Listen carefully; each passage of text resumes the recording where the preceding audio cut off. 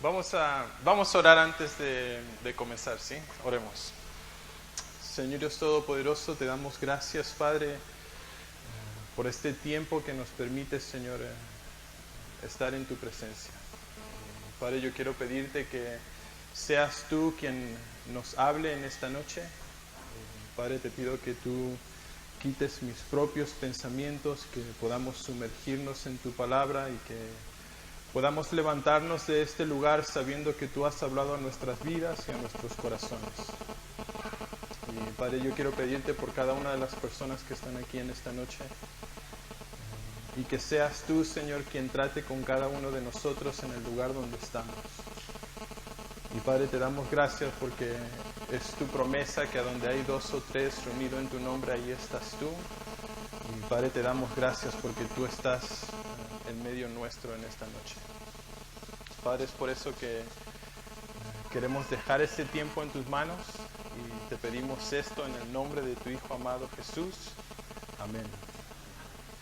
Bueno, yo voy a contarles brevemente porque tengo ansiedad por meterme al estudio de esta noche, pero mi nombre es Leo.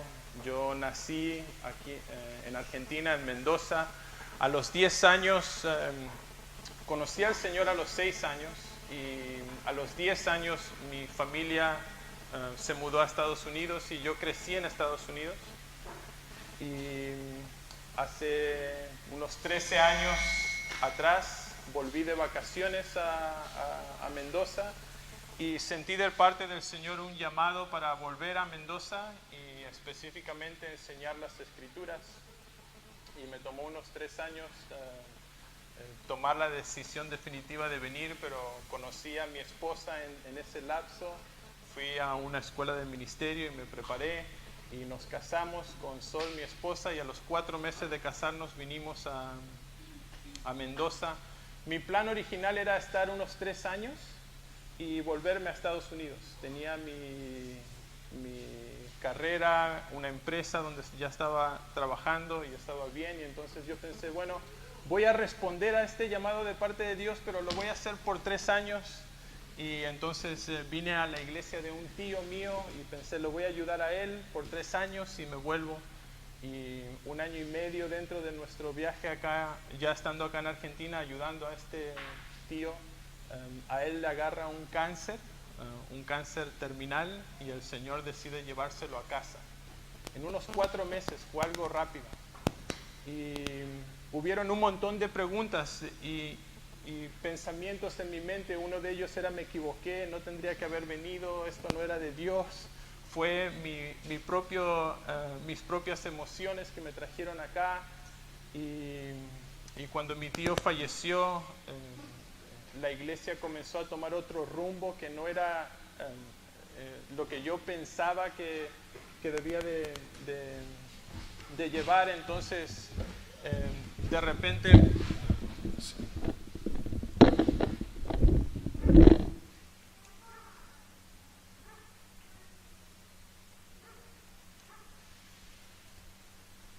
Está bien, yo trato de quedarme acá. Hola, hola. Hola, ¿sí? ¿Me escuchan?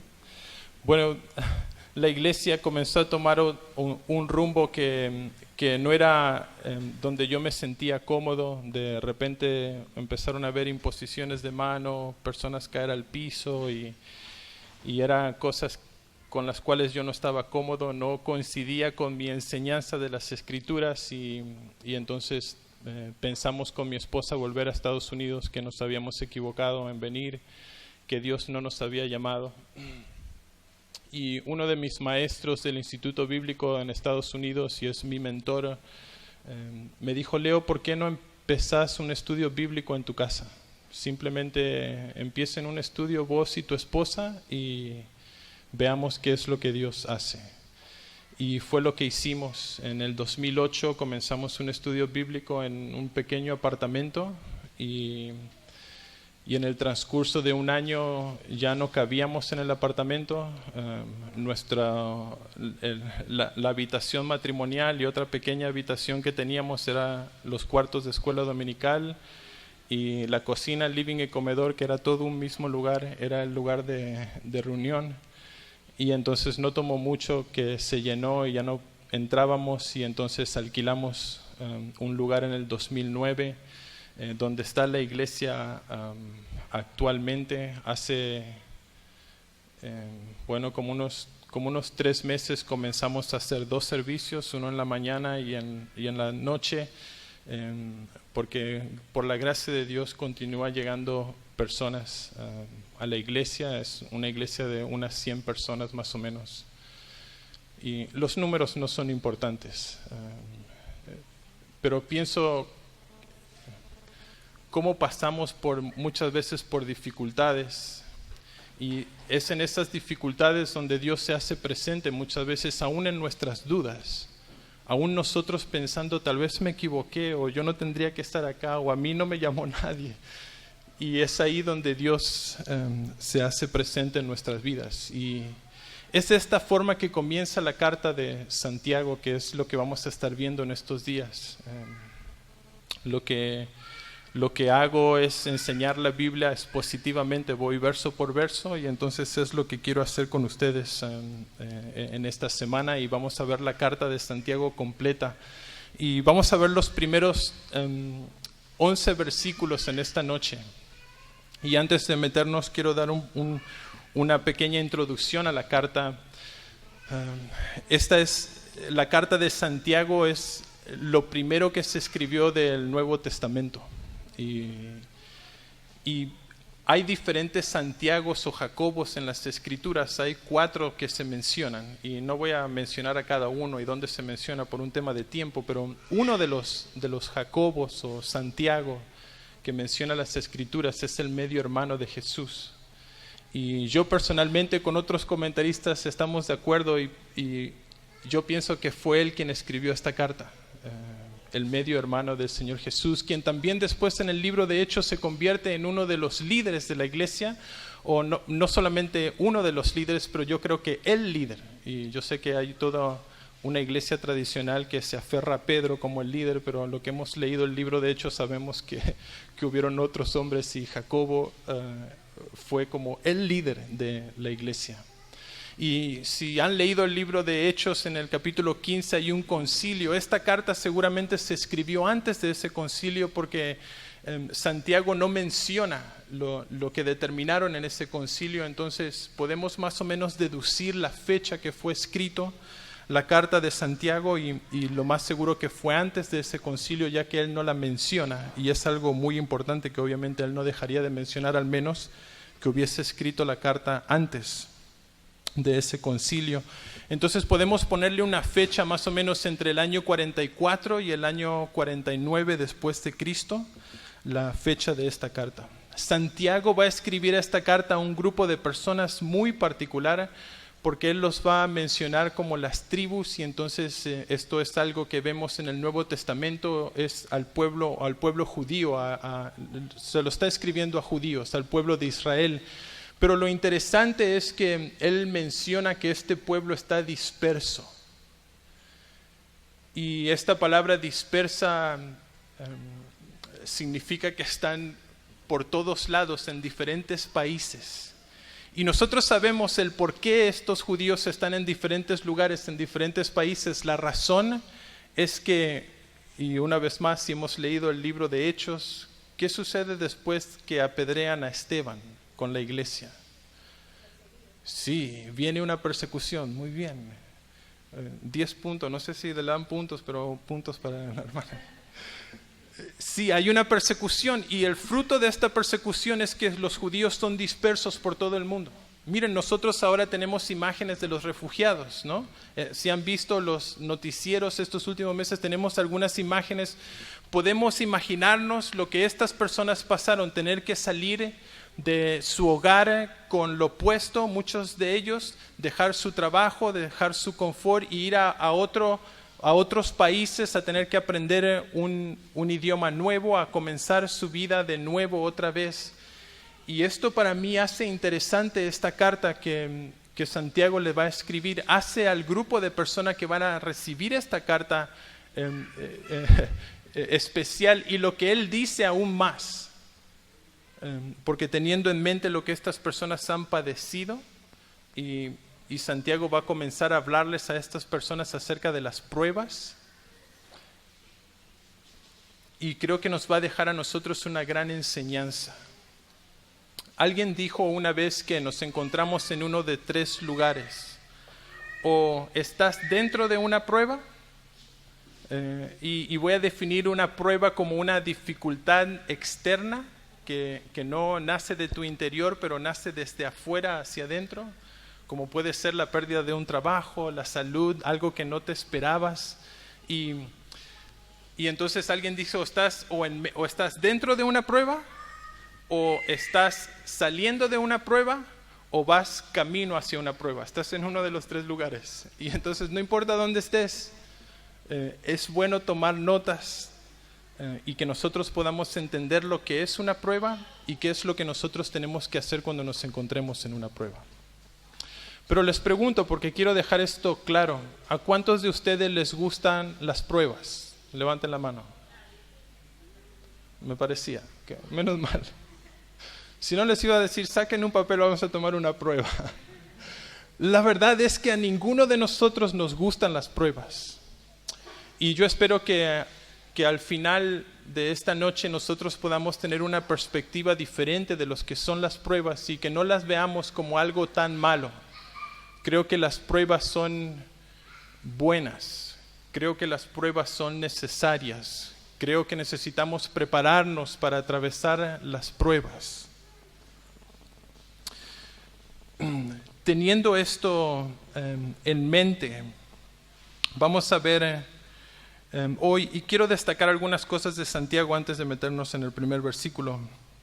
Santiago va a ser conocido como Santiago el Justo.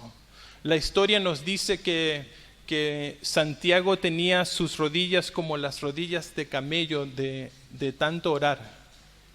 Y también la historia nos dice que Santiago fue un mártir y que lo arrojaron de lo alto del templo, y después que él cayó lo terminaron matando con palos, mientras él decía las palabras del Señor Jesús: Padre, perdónalos porque no saben lo que hacen. Y pienso, qué manera de terminar la carrera de Santiago. Tremendo.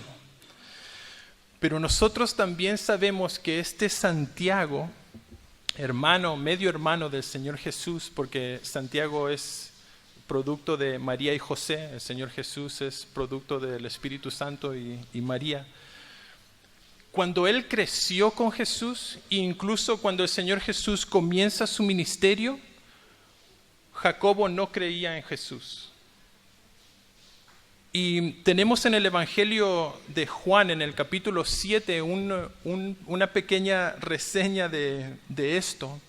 Y Juan incluso se encarga de darnos este comentario que los hermanos de él no creían en él. Y vean, si tienen sus Biblias, en Juan capítulo 7, versículo 2 al 5. Lo voy a leer.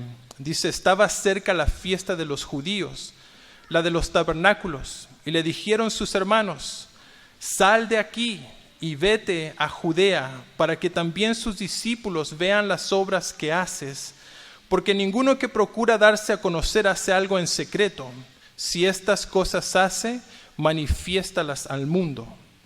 Y la nota del versículo 5 dice Juan: porque ni aún sus hermanos creían en él. Y entonces, sí, imagínense, Jacobo creció con Jesús, con Dios, pero no creía en él, no creyó en él. La mayoría de los comentaristas, y también es mi sentir, que Jacobo le cayó la ficha después de la muerte del Señor Jesús y después de su resurrección. Y es porque el Señor Jesús se le aparece después de su resurrección a Jacobo y a los apóstoles. Y tenemos esto en 1 Corintios capítulo 15, para los que están tomando nota. En el versículo 7 menciona dice: después apareció a Jacobo, después a todos los apóstoles. Y entonces lo más seguro que es aquí donde ya no tuvo Jacobo otra posibilidad, ya que lo había visto morir y ahora lo ve resucitado, y después de la resurrección el Señor Jesús viene y lo visita, y yo creo que es acá donde le cae la ficha a Jacobo y él toma este liderazgo incluso en la iglesia primitiva. También puedo entender el por qué Jacobo, creciendo con Jesús, lo más probable, puedo entender la razón que él no creyó en Jesús. Y imagínense ustedes creciendo con Jesús como su hermano mayor. Sí, pero ¿se imaginan a María? Jacobo, ¿por qué no podés hacer caso como Jesús? Jacobo, ¿por qué no podés hacer tu cama como Jesús? Él siempre hace la cama. ¿Por qué no podés hacer tus deberes como Jesús? Y no sé si fue esa la razón, pero tal vez como le agarró bronca a Jacobo, entonces cuando Jesús comenzó su ministerio no creyó en él. No sé si es así, pero es mi comentario. Lo que sí puedo ver es que al leer esta carta puedo verla de otra manera. Al saber que la persona que escribió esta carta fue una persona que creció con Jesús como su hermano, pero no creyó en él, y después recién de su resurrección, y puedo ver en sus instrucciones claramente un poco de este sentir que seguramente hubo en Santiago. Ahora sí, vamos a ver capítulo 1, versículo 1 de Santiago. Y la carta comienza así: Santiago, siervo de Dios y del Señor Jesucristo, a las 12 tribus que están en la dispersión, salud. Y este es el saludo de la carta, es como un versículo solamente. Ahora, yo me pongo un poco en los zapatos de Jacobo, de este Santiago, y pienso, yo hubiera comenzado la carta un poco diferente que Santiago. Santiago dice: Santiago, siervo del Señor Jesucristo. Yo tal vez hubiera comenzado la carta de otra forma, especialmente sabiendo que va a ser dispersa a otras iglesias. Yo hubiera empezado la carta como: Santiago, el hermano de Jesús, líder de la iglesia, a los que están dispersos, salud. Como: déjenme presentarme, déjenme sacar un poco de chapa y demostrarles. Pero creo que esta humildad al comenzar esta carta es una humildad que necesitamos recordar, es una humildad que necesitamos tener todos nosotros. Esta palabra siervo en el griego es la palabra doulos, que significa, no solamente siervo, significa esclavo. Y entonces no solamente se presenta siervo, porque yo he escuchado a personas y a veces prendes la televisión y ves que presentan al siervo de Dios y se prenden las luces y sale la alfombra roja y es como y él no está diciendo como, no es este tipo de siervo, es más bien como el esclavo. Y en el griego hay diferentes palabras para esclavo. Este esclavo es un esclavo muy particular porque el doulos era un esclavo por decisión propia. Era una persona que había trabajado y tenía la posibilidad de ser libre, pero como su amo lo trataba tan bien, él por decisión propia decidía mantenerse en esclavitud. No tenía ninguna razón por qué dejar a su amo, porque su amo lo trataba bien. Y entonces, ¿para qué me voy a ir? Mi amo está haciendo todo lo que yo quiero. Y yo pienso cuánto necesitamos nosotros como cristianos y cómo necesita la iglesia menos siervos y más doulos. ¿Y cuántos de nosotros en nuestras oraciones decimos Señor? Como Señor, te pido, Señor, necesito, Señor. Esta palabra Señor denota esto, es que Él es tu amo. Estás diciendo, Él es mi amo. Yo he decidido vivir debajo de sus mandamientos. Yo voy a hacer todo lo que Él me diga. No voy a cuestionar su palabra, simplemente la voy a obedecer. Él es mi Señor. Lo he aceptado en mi vida y Él es mi Señor.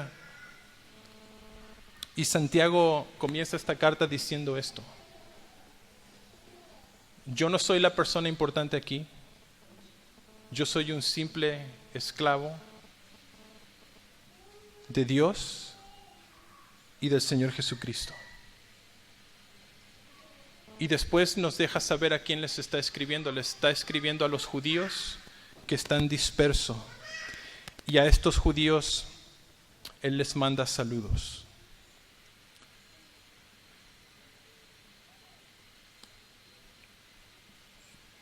Vean el versículo 2 de Santiago. Escribiéndole a estas personas, les dice: hermanos míos, tened por sumo, ¿qué? Gozo cuando os halléis en diversas, ¿qué? Pruebas. Ahora piensen por un segundo. Si ustedes le estuvieran escribiendo una carta de hermanos que se encuentran en otro país, que están aprendiendo el lenguaje, que están empezando su vida de nuevo porque han tenido que huir por su fe, por su cristianismo, han tenido que huir. Las primeras palabras que le dirías a estas personas es: tengan por sumo gozo cuando se encuentren en diversas pruebas. Es tremendo, ¿no? Que Santiago empiece a decirles, y es bueno que nosotros recordemos esto: miren, vamos a pasar por pruebas. Las pruebas son parte de nuestra vida, las dificultades externas, como una persecución. Nadie espera una persecución. Nadie está preparado, es algo externo que viene. Y nosotros lo hemos podido ver en estos últimos meses. Muchos de nuestros hermanos refugiados huyendo a Europa, a diferentes lugares, muchos de ellos perdiendo su vida. Acabo de venir hace unas semanas, en realidad, de una conferencia de misioneros. Tuve la oportunidad de enseñar en Estados Unidos en una conferencia de misioneros y estuve con misioneros que están en Irak, que están padeciendo, que están escondidas, que están trabajando como bajo tierra y cerrados y viendo también que muchos de los fieles están huyendo por esto, padeciendo. Y a veces nosotros podemos pensar, esto no puede estar sucediéndome a mí, o sea, yo soy cristiano. Por alguna razón a veces nosotros pensamos, las pruebas no pueden ser parte de mi vida porque yo acepté a Cristo.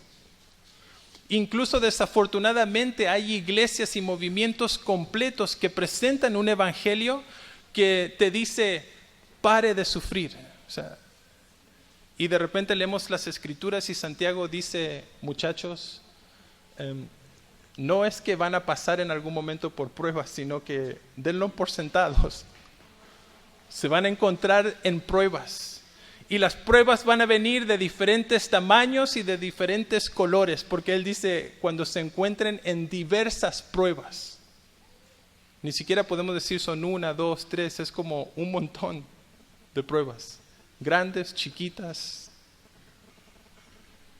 Si has estado en la iglesia por algún tiempo, entonces estoy seguro que podés decir amén a esto.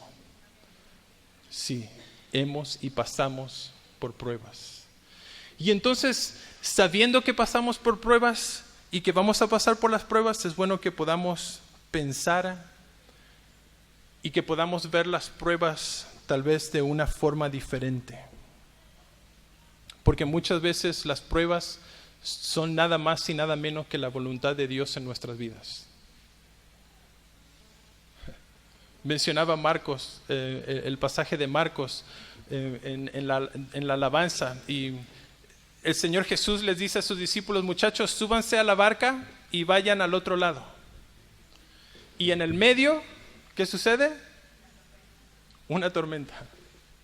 Pregunta, ¿quién metió a los discípulos en la tormenta? ¿Quién? Sí, Jesús les dijo, muchachos, súbanse a la barca. Y después en medio de la tormenta, ¿quién aparece? Jesús. Ellos no habían entendido. El Señor Jesús le había enseñado y después los pone a prueba y después y les dice después si pasaron o no la prueba también. Y pienso, las pruebas son necesarias, incluso las pruebas son buenas, aunque no nos gustan. Si podemos recordar en la escuela, ¿no nos toman pruebas? Yo enseño en el instituto y tomo pruebas. ¿Por qué nos toman prueba en la escuela? ¿Por qué? Sí, para saber si has aprendido el contenido. Y las pruebas son necesarias, primero para ver si has aprendido, pero también las pruebas te dan seguridad, porque cuando las pasas decís, ok, yo ya aprendí este contenido. Y cuando aprendes ese contenido, entonces el maestro puede avanzar y puede darte más. O sea, es necesario que aprendas a sumar 2 más 2 para después poder dividir fracciones y para después poder hacer problemas. O sea, una cosa va sobre la otra. Y Dios muchas veces nos pone a prueba porque pone a prueba nuestra fe. Y esto hace posible, es la obra de Dios en nuestras vidas. Miren, Dios nos ama tal y como nosotros somos y nos acepta tal y como estamos. Pero Él nos ama demasiado como para dejarnos en la condición en la cual venimos. Y entonces Él comienza a obrar en nuestras vidas. Y muchas veces donde nuestra fe se hace más fuerte es en medio de una prueba. Cuando trataste de solucionar tu problema por todos los medios posibles, diste todo tu dinero, diste todo tu esfuerzo, acudiste a todas las personas posibles y no hay solución, y de repente pensás, bueno, voy a ir a Dios, y de repente Dios se hace real en nuestras pruebas. Es Dios diciéndonos muchas veces, podés confiar en mí.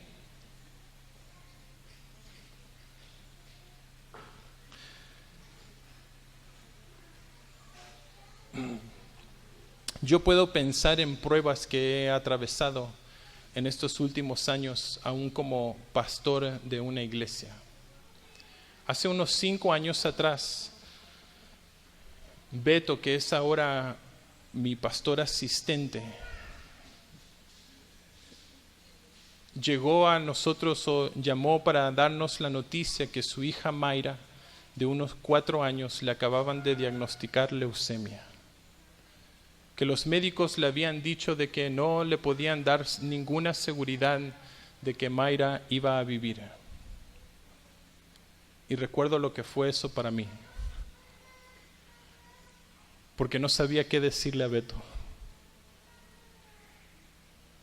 No sabía cómo animarle, ni cómo darle fuerzas, no sabía qué hacer. Lo único que pude hacer es clamar a Dios. Señor, ayúdame porque no sé qué es lo que tengo que hacer en esta situación. Y fue increíble porque fue en esos momentos de pruebas donde muchas veces era Beto quien terminaba dándome ánimo a mí, diciéndome, Leo, Dios está en control.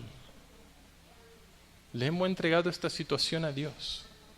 Mayra está en sus manos. Pero son en esos momentos, en esas situaciones donde las cosas están fuera de nuestras manos, donde nosotros recurrimos a nuestro Creador. Y es muchas veces ahí donde nuestro Creador se hace presente. Y hace unos cuantos meses atrás, Mayra salió en algunos diarios y en las noticias del hospital Noti aquí porque le dieron el alta. Dios decidió sanar a Mayra. Dios se hace real, pero las pruebas también son reales.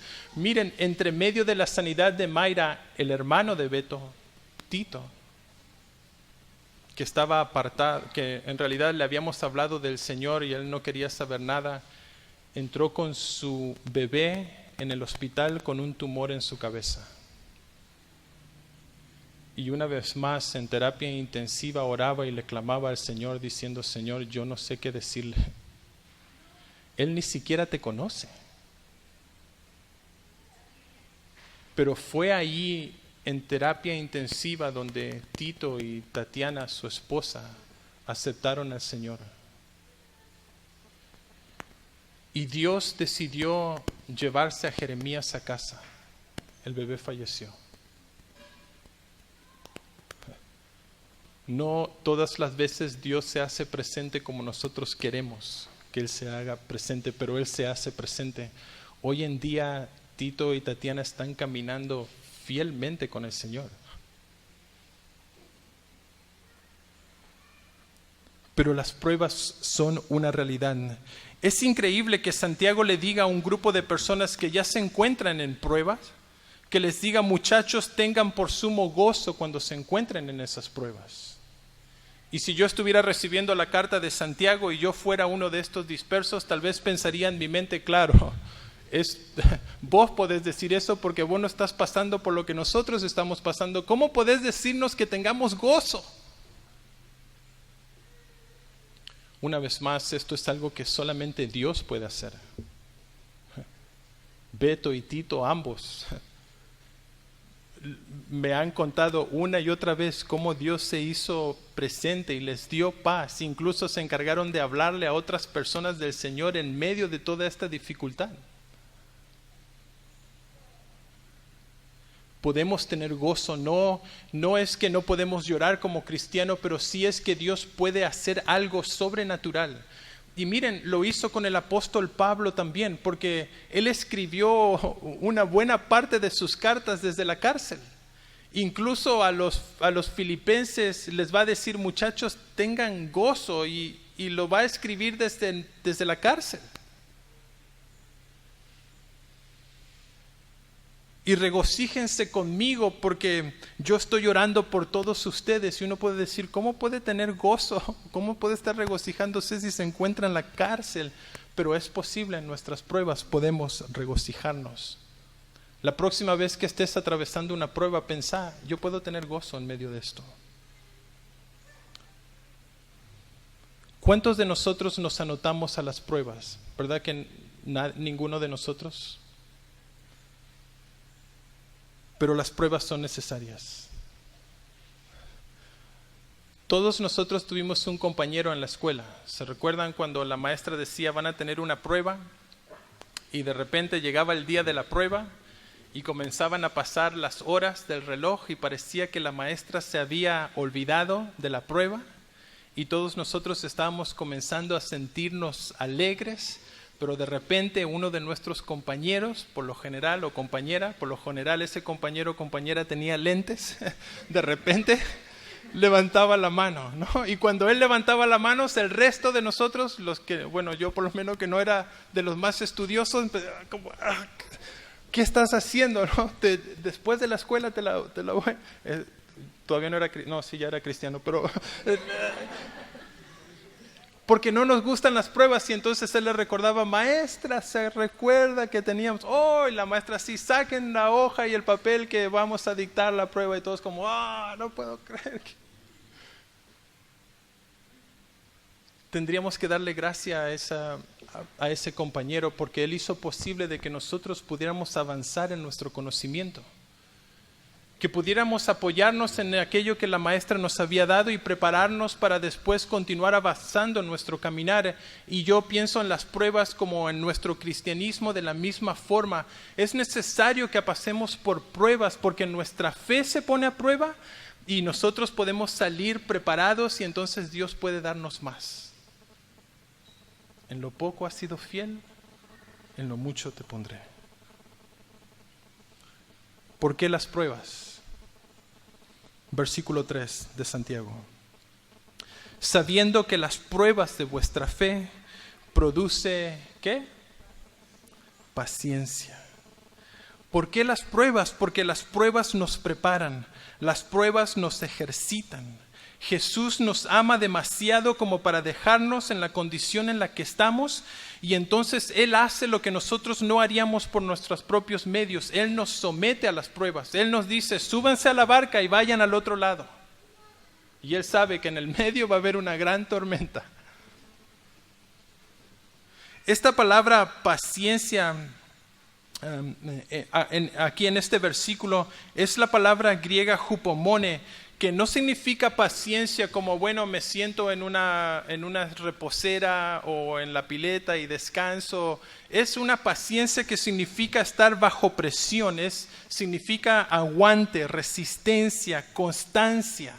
Esta palabra paciencia, y entonces la prueba de nuestra fe produce en nosotros perseverancia, resistencia, aguante, constancia. Y pienso, ¿cuántos de nosotros no necesitamos esto en nuestro caminar con Cristo? Hay cristianos que quieren todo fácil. Quieren una vida sin problemas, sin dificultades. Yo quiero decirte, te anotaste en el ejército equivocado, estás en el lugar equivocado. Si vos pensás que el cristianismo es como todo fácil, color de rosa, Jesús soluciona todos tus problemas, yo quiero decirte, a veces Jesús mismo te va a meter en problemas porque una vez más Él quiere trabajar en tu vida. Hay un dicho en inglés que decimos que nos decían muchos. Yo hice deportes, toda mi juventud jugué al fútbol. Y mis directores técnicos en inglés nos decían muchas veces, no pain, no gain. Si no hay dolor, no hay ganancia. Y nos decían esto porque en los entrenamientos nos esforzaban y al punto de que nos dolía. Y recuerdo, fui a la universidad por una beca por el fútbol y recuerdo, habían 2 semanas siempre en el comienzo de la temporada que le llamaban las 2 semanas del infierno. Y le llamaban las 2 semanas de infierno porque por estas 2 semanas era todo trabajo físico, era correr, era escalar, era hacer pesas, nos levantaban a la media de la noche, nos levantaban en cualquier lugar y teníamos que ir y correr y subir colinas y cerros. Y recuerdo en una ocasión el director técnico nos hacía correr arriba en una colina y nos hacía correr rápido y volvíamos caminando. Y fue temprano en la mañana, nos llevó hacia ese lugar, él iba sentado en un jeep, lo apagó y nos hizo empujar su jeep hasta ese lugar. Y después nos dijo, bueno, nosotros ya estábamos agotados, pensábamos, ok, ya se terminó el entrenamiento, y de repente llegamos a una colina y nos dijo, bueno, ahora de 2 en 2 van a ir haciendo carreras, el que pierda al final va a tener que hacer lagartijas o no sé cómo le dicen, las flexiones. Y entonces era carrera y subíamos corriendo lo más rápido que podíamos. Y 1, 2, 3, 4 veces nuestras piernas decían no más, no puedo volver a subir. Nuestros estómagos empezamos a vomitar. Lo poco que teníamos en el estómago empezaba a salir porque nuestro cuerpo mismo nos estaba diciendo no podés continuar haciendo esto. Y volvíamos caminando lo más lento posible para poder recuperar energías. Y cuando nosotros pensábamos, ok, listo, ya se terminó, no es posible que Él nos vaya a decir, entonces el director técnico decía, una vez más. Y volvíamos otra vez. Y entonces volvíamos otra vez y Él decía, esta es la última vez, vamos, una vez más. Y volvíamos, y entonces volvíamos y pensamos, bueno, ya. Y entonces Él nos volvía a decir, no, esta es la última vez. Y volvíamos a otra vez y algunos llegaban al punto del desmayo. Físicamente todos nuestros músculos hasta abajo de la lengua nos dolía. O sea, ya todo nos dolía, todo era dolor. Ninguno de nosotros quería hacer eso. Pero el director técnico sabía lo que estaba haciendo. Él nos estaba preparando físicamente. Porque después íbamos a tener que poder correr por 90 minutos. Y miren, ese mismo equipo nosotros llegamos al torneo nacional de universidades privadas cristianas de todos los Estados Unidos. Llegamos a competir en el torneo y tomar un 3er lugar ahí. Perdimos contra el equipo que salió campeón. Ninguno de nosotros hubiera ido a esa colina por sí mismo. Ninguno de nosotros hubiera corrido hasta vomitar, pero eso fue lo que nos preparó físicamente para después hacer la tarea que Él tenía en mente. Íbamos a poder correr, íbamos a poder volver, íbamos a poder hacer pases, íbamos a hacer jugadas, íbamos a meter goles. Y Dios hace lo mismo con nosotros. Es la prueba de nuestra fe la que produce en nosotros paciencia, resistencia. Es cuando pasamos estas dificultades que nosotros podemos mirar atrás y podemos decir, yo puedo confiar en mi Dios porque pasé por eso. Ya tengo esa resistencia, yo sé que Él puede, y ahora le puedo hablar a otra persona y decirle, miren, Dios es real. quiero preguntarles en esta noche, cuando ustedes se encuentran en diversas pruebas, ¿cómo son sus oraciones? ¿Cómo le piden a Dios cuando se encuentran en diferentes pruebas? Sí, en todo momento, a toda hora y con desesperación. ¿Y cómo es tu oración? O sea, ¿qué palabras le decís a Dios? Cuando de repente te quedaste sin trabajo o cuando de repente te enteraste de una enfermedad tuya o de un ser querido, ¿cómo orás? ¿Qué le decís a Dios?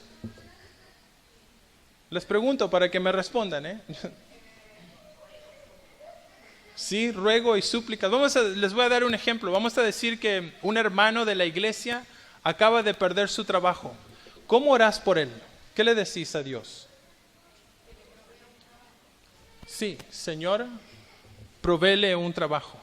Si un hermano está enfermo, ¿cómo orás por él? Señor, sánalo.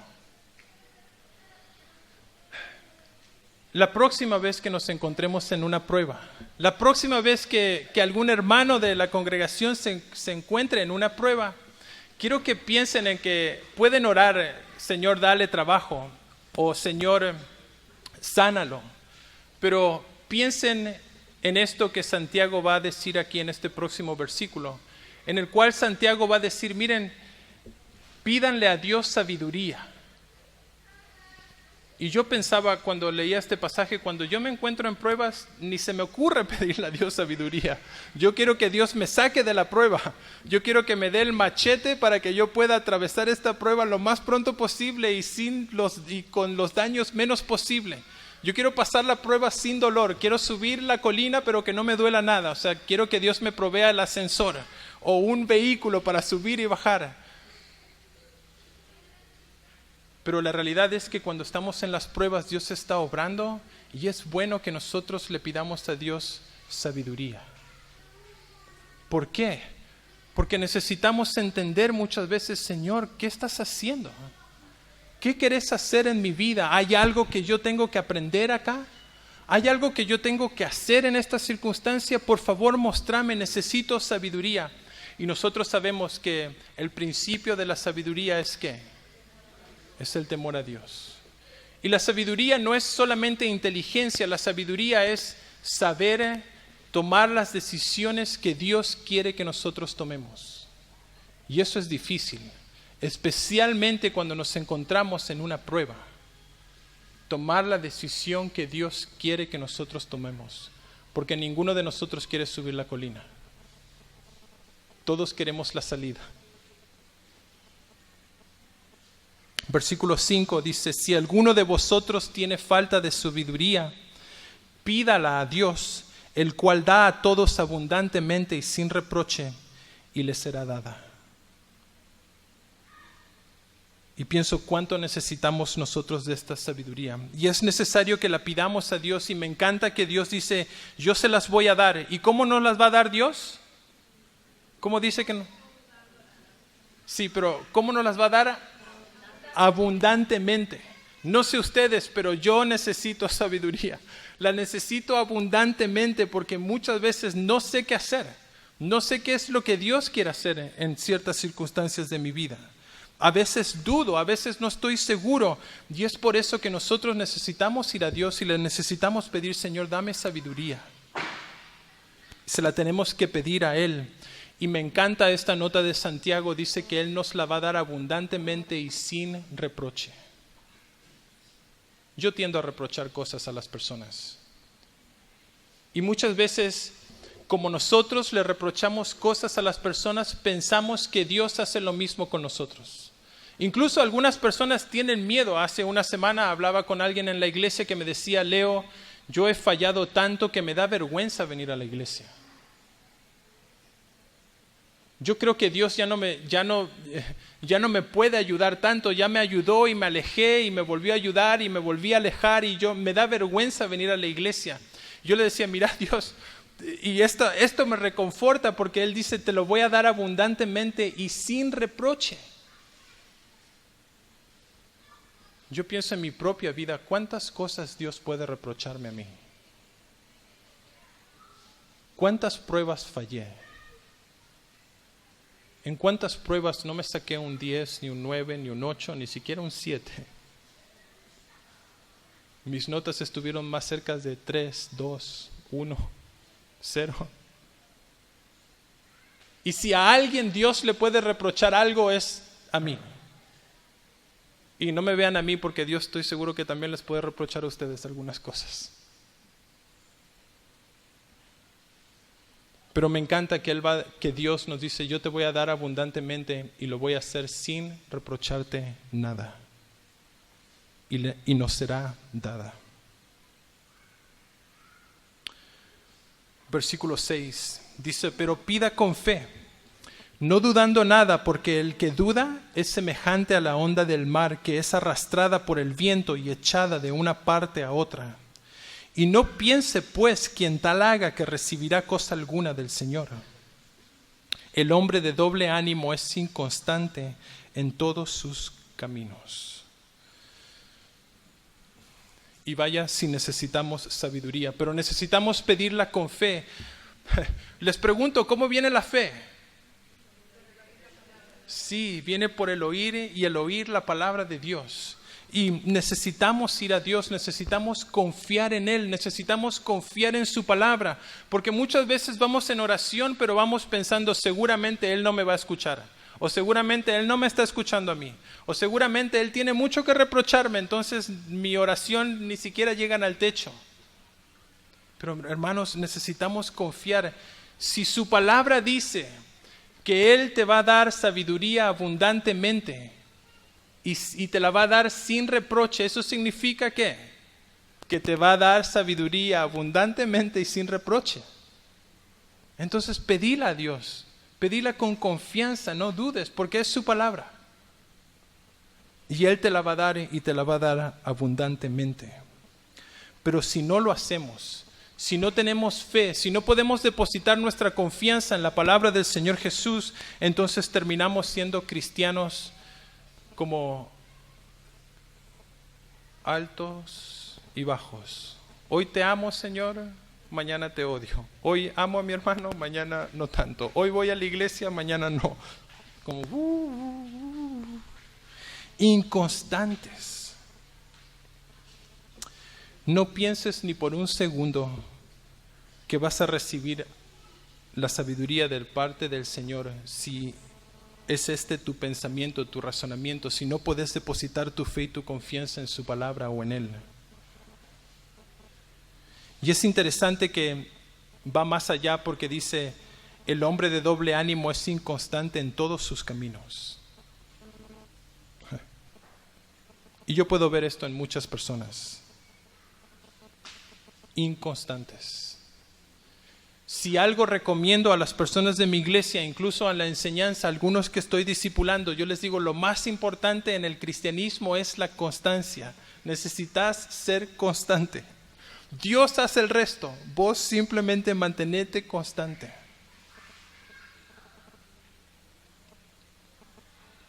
Dios nos está diciendo en este pasaje, miren, iglesia, van a pasar por pruebas.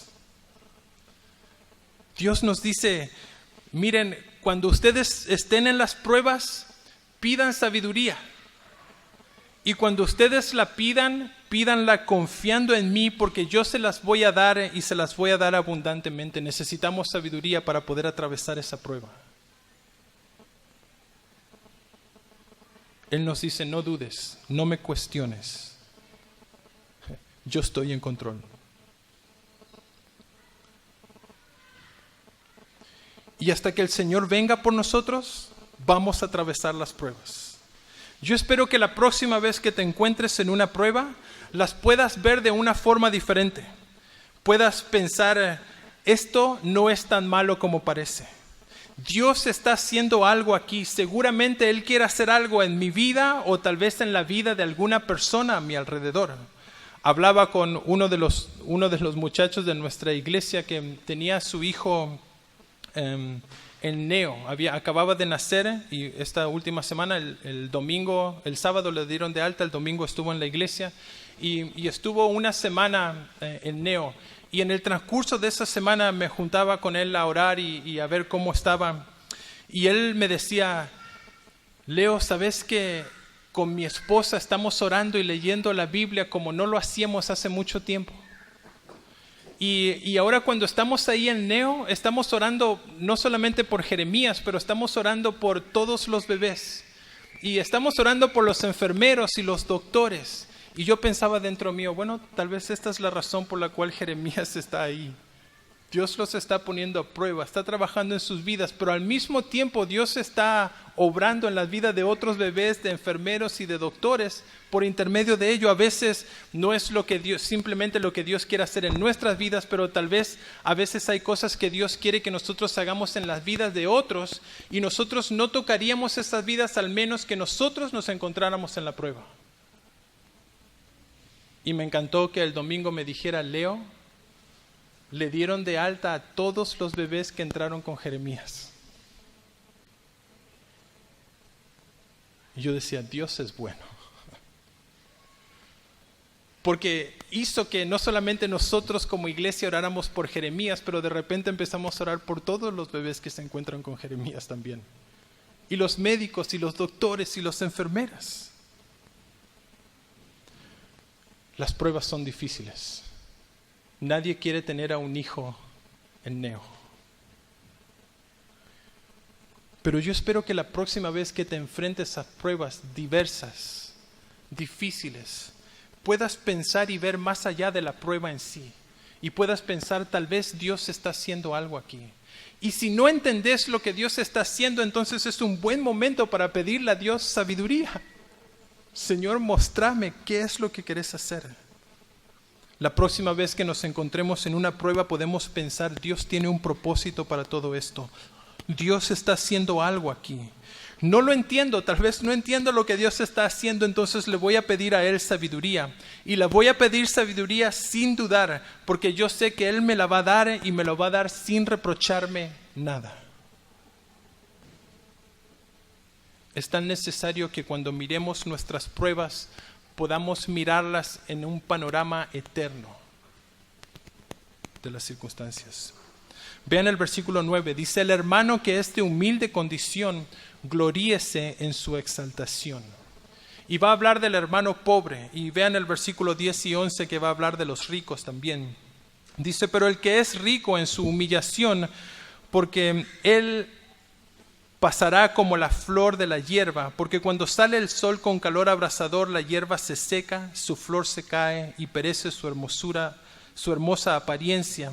Así también se marchita el rico en todas sus empresas. Y puedo pensar aquí dos tipos de personas, pobres por un lado, ricos por el otro. Pienso, la pobreza es una prueba en sí, ¿no?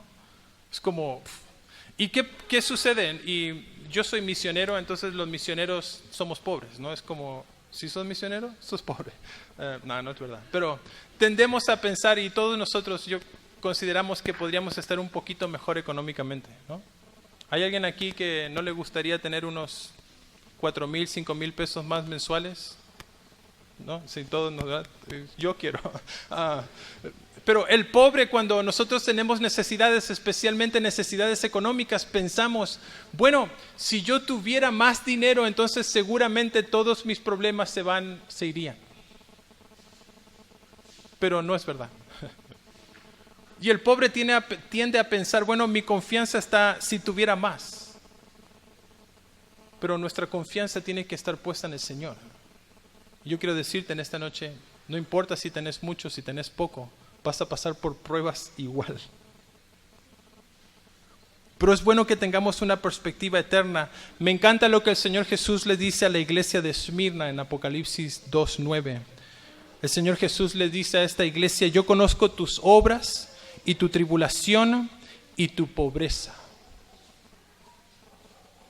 Y uno puede decir, wow, el Señor conoce a la iglesia de Esmirna y conoce su pobreza y conoce su tribulación. Pero no termina ahí, el Señor Jesús le termina diciendo a esta iglesia, pero tú eres rico. Y qué tremendo, porque nosotros tendemos a pensar que si tenemos más en nuestros bolsillos, entonces somos más ricos. Pero desde la perspectiva de Dios es diferente. Y los ricos tienden a poner toda su confianza en su dinero. Incluso no van a recurrir a Dios porque piensan que lo pueden todo con su dinero. Pero cuando vienen pruebas en las cuales su dinero no puede hacer absolutamente nada por ellos, no les queda otra. Necesitan a Dios.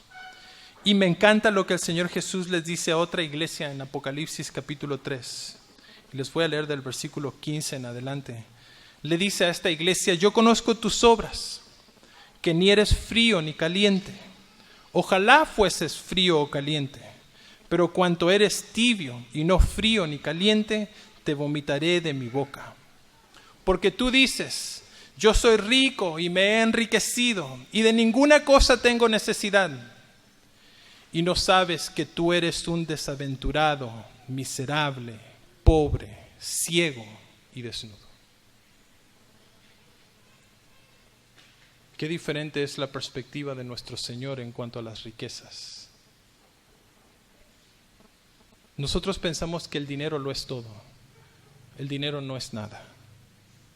Cristo es todo. Dios es todo. Cuando nos encontremos en pruebas, necesitamos de Él. El pobre es salvo por la gracia de Dios. El rico es salvo por la gracia de Dios. Los dos necesitan a Dios en sus vidas. Ninguno es mejor que el otro. Los dos van a atravesar por pruebas.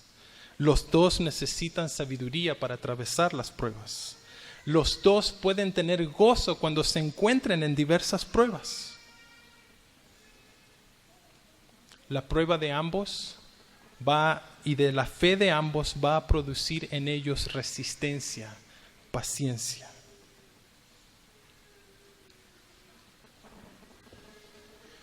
Cuando estaba preparando este mensaje, estaba en Estados Unidos, y con esto voy a terminar. Estaba en la cocina de mis padres, y en una de las repisas de la cocina de mis papás había un jarrón de cerámico. Y me recordé, este jarrón de cerámico lo hice cuando yo estaba en la secundaria en Estados Unidos, y recuerdo que estaba en una clase de alfarería y el maestro nos dio un pedazo de barro. Y el pedazo de barro estaba duro. Lo había cortado de un bloque más grande y nos dio un pedazo a cada uno. Y la primera instrucción que este maestro nos dijo: agarren ese barro y empiecen a golpearlo contra la mesa. Y entonces agarramos el barro y empezamos a golpearlo. Paz, paz.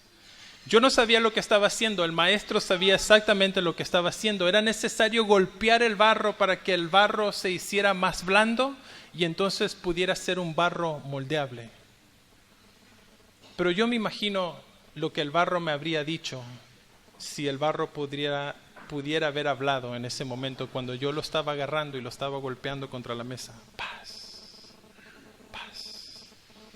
Seguramente me estaba diciendo muchas palabras de diferentes colores, ninguna bonita. Seguramente el barro me hubiera estado diciendo: ¿por qué estás haciendo esto? Esto no puede estar sucediéndome a mí.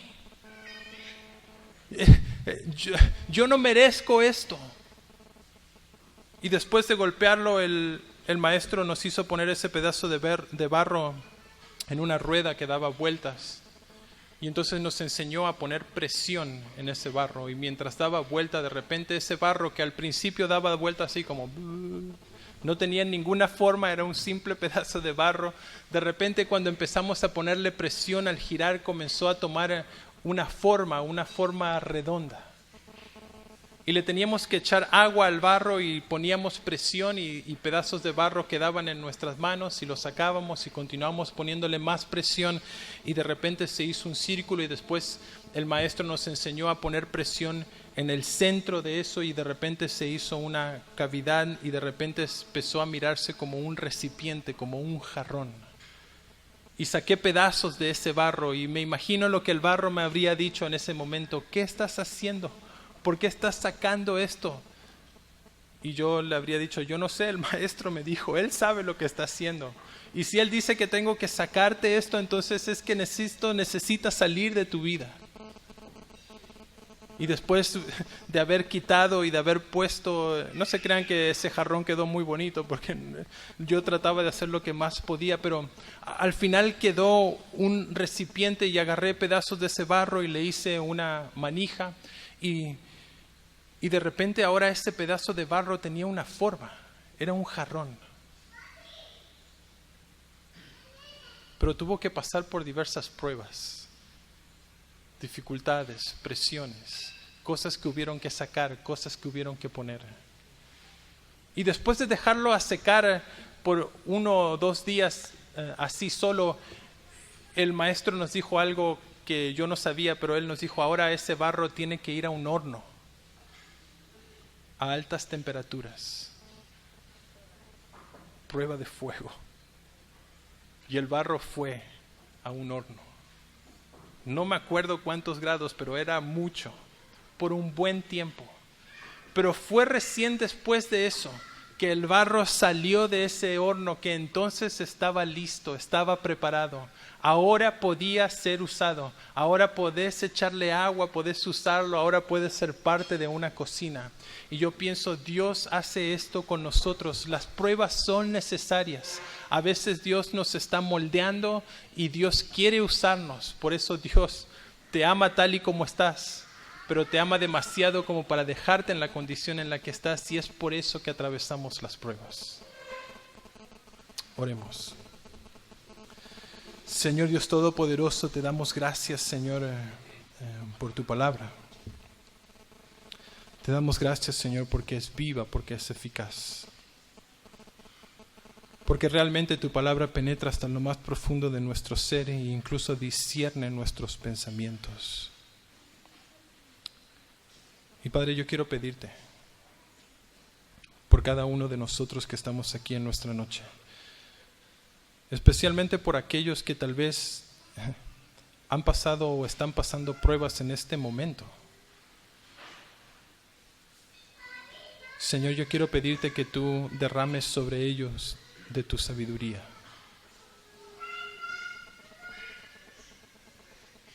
Confiando, Señor, que tú se las vas a dar abundantemente.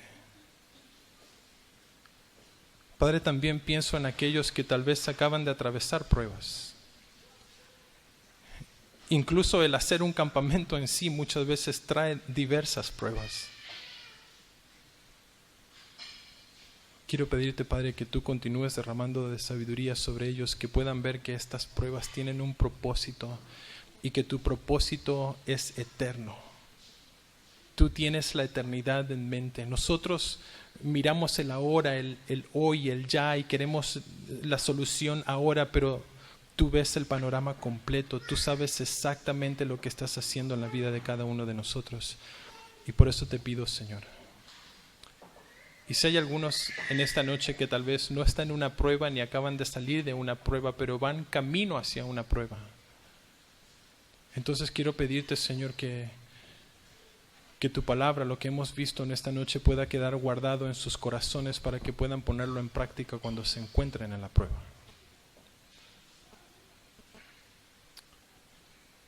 Y Padre, te damos gracias porque tú eres la razón por la cual podemos reunirnos, tú eres la razón por la cual estamos en este lugar. Y yo quiero pedirte, Señor, en los días que quedan en esta semana, que tú continúes hablando a nuestras vidas, Señor. Y pienso que en esta semana, Señor, nosotros podamos ser como ese barro moldeable en tus manos, Señor. Que podamos rendirnos en esta semana a ti, que podamos confiar, que podamos verte, Señor. Que podamos verte en los árboles, que podamos verte en las comidas, que podamos verte en nuestras charlas, que podamos verte, que podamos percibirte, que podamos escucharte, Señor. Y Padre, te agradezco una vez más por este tiempo y te pedimos esto en el nombre de tu Hijo amado Jesús. Amén.